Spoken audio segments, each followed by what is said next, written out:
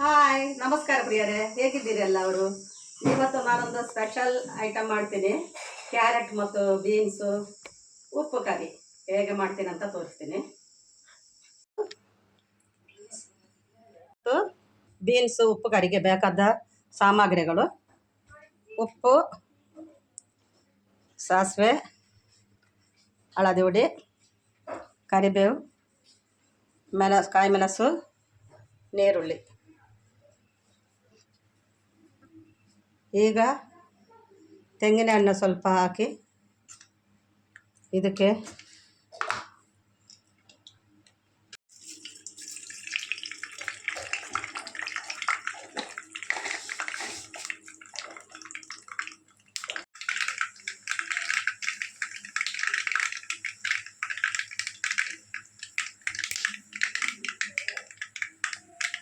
ಈಗ ನೀರುಳ್ಳಿಯನ್ನು ಹಾಕೋದು.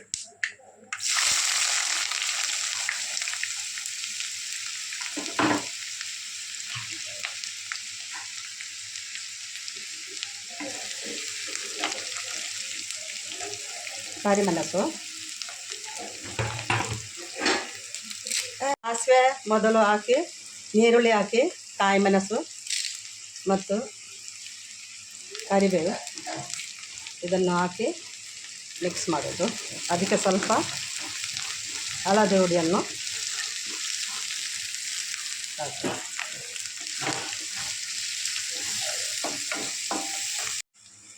ರುಚಿಗೆ ತಕ್ಕ ಉಪ್ಪನ್ನು ಹಾಕೋದು. ಇದು ನೀರು ಹಾಕದೆ ಈ ಎಣ್ಣೆಯಲ್ಲೇ ಬೇಯಿಸಬೇಕು.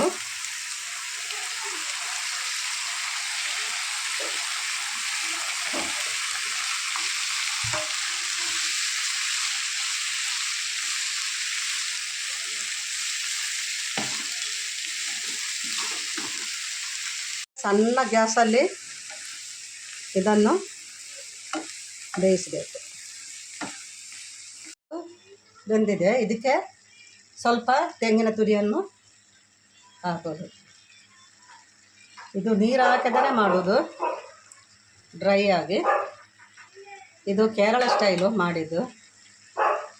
ನೀವು ಕೂಡ ಇದನ್ನು ಮಾಡಿ ಮತ್ತು ಇದರ ಅಭಿಪ್ರಾಯ ತಿಳಿಸಿ, ಕಮೆಂಟ್ ಮಾಡಿ, ಬೇರೆಯವರಿಗೆ ಶೇರ್ ಮಾಡಿ. Okay, bye, thank you.